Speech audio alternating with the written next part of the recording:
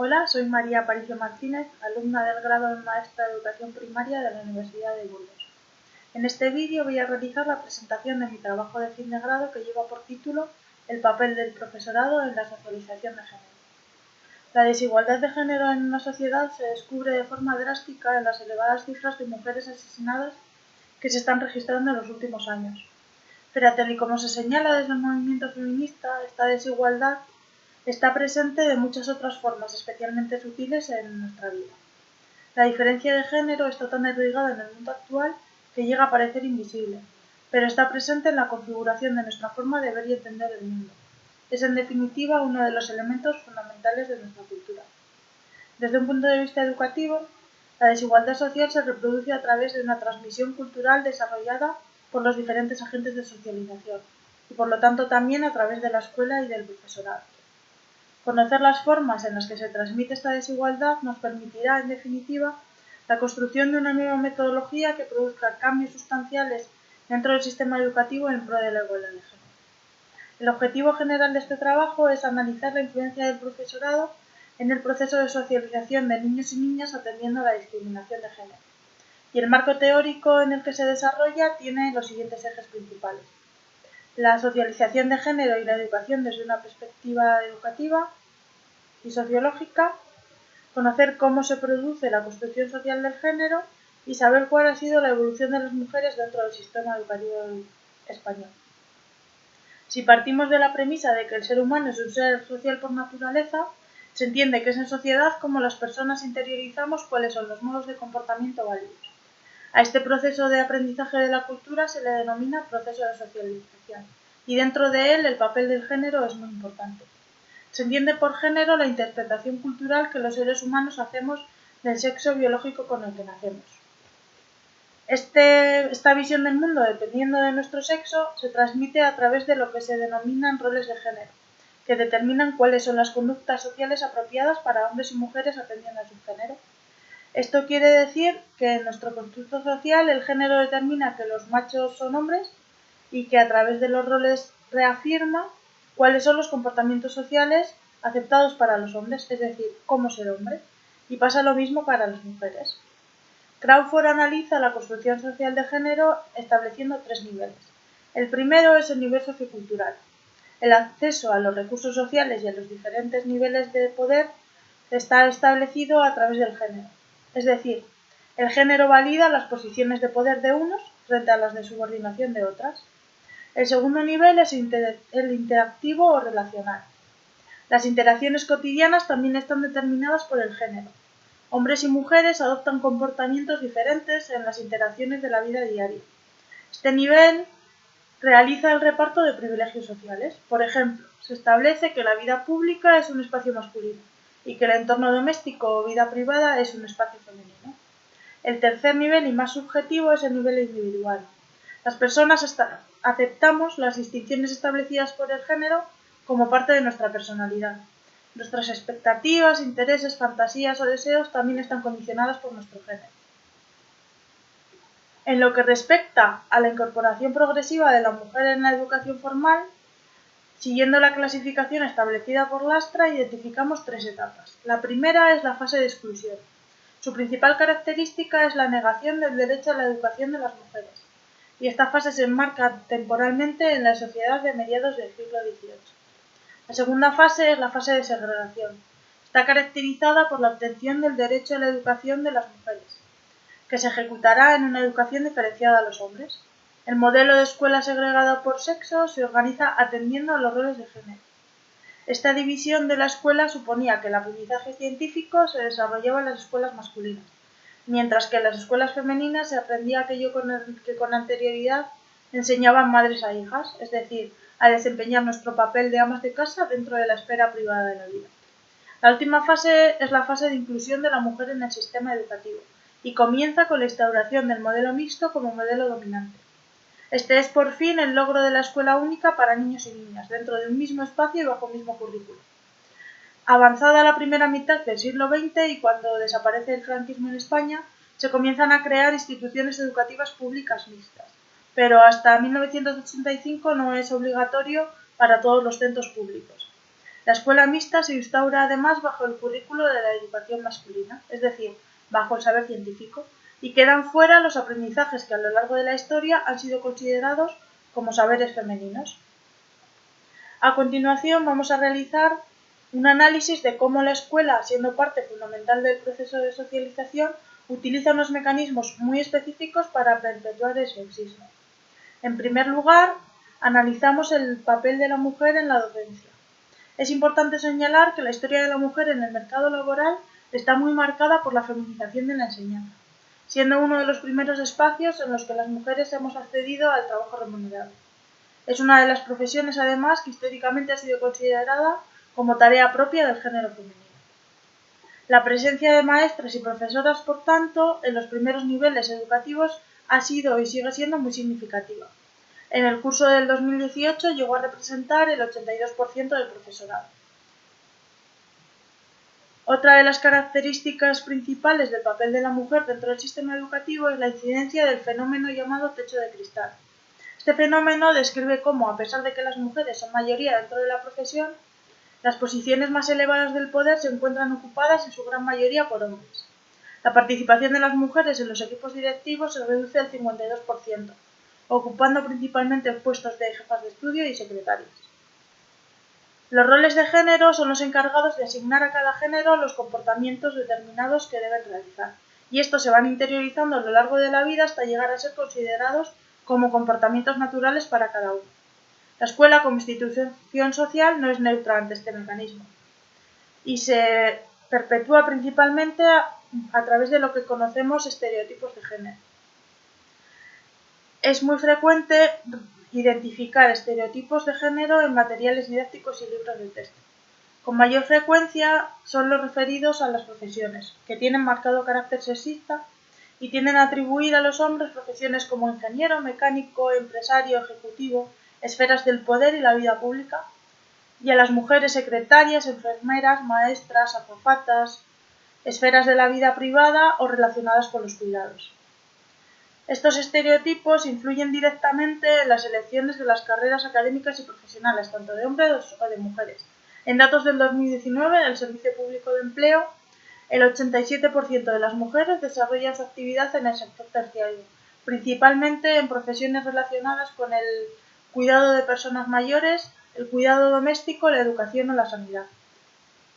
En la actualidad, las ciencias de la educación se constituyen en su mayoría desde el punto de vista masculino. Es decir, las aportaciones sociales y culturales de la mujer son referenciadas en muy pocas ocasiones. Esto hace que las acciones tradicionalmente consideradas como específicas del rol femenino desaparezcan del currículo escolar porque no son consideradas saberes fundamentales. Además, la presencia general de las mujeres es casi anecdótica en todas las asignaturas. Los personajes que aparecen en los libros de texto representan para las mujeres únicamente el 12,8%. Y se reduce a la mitad si atendemos a su recurrencia, es decir, a las veces que aparecen en el libro.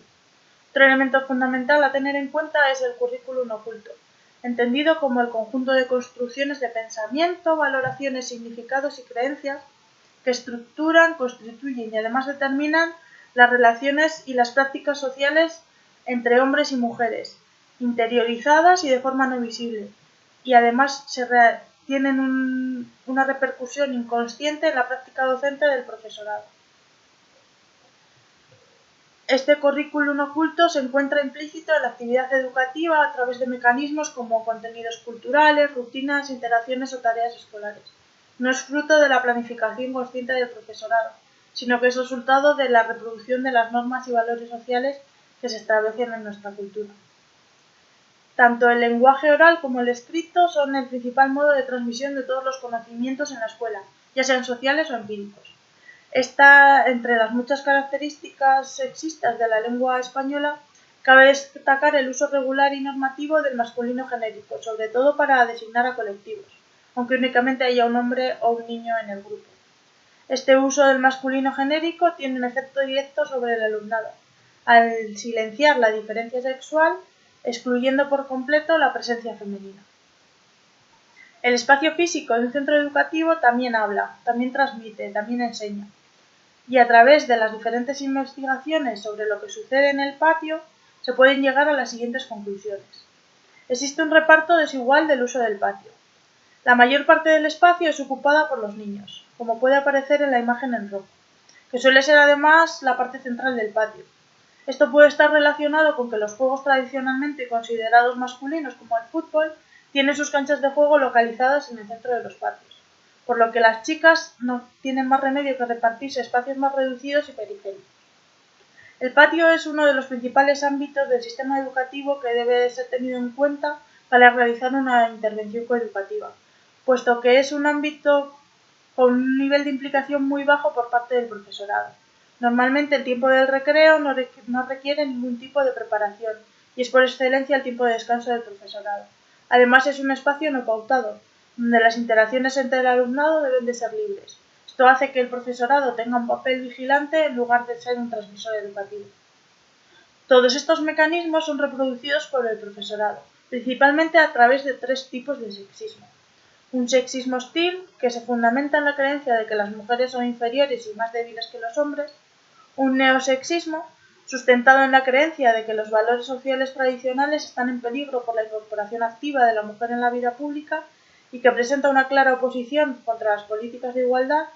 Y un sexismo benévolo, en el que conviven actitudes de apatía sexista, como el refuerzo de ideas tradicionales que ven al hombre como cabeza de familia, y sentimientos positivos hacia las mujeres, que principalmente están basados en la diferenciación de género complementaria, que afirma que las mujeres tienen una serie de capacidades muy positivas que complementan a las de los hombres.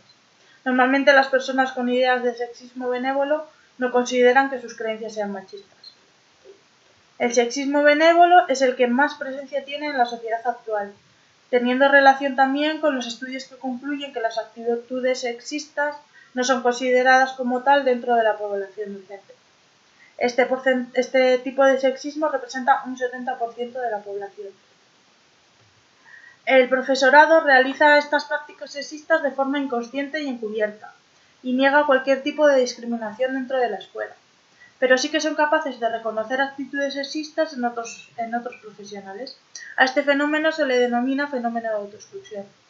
Las interacciones sexistas entre el profesorado se suelen dar dentro del claustro, a través de, por ejemplo, bromas de carácter sexista muy marcado. La desigualdad de género no es considerado un problema social por el profesorado, que tiene muy poca implicación en el desarrollo de prácticas coeducativas, siendo principalmente mujeres las que se implican en este cambio.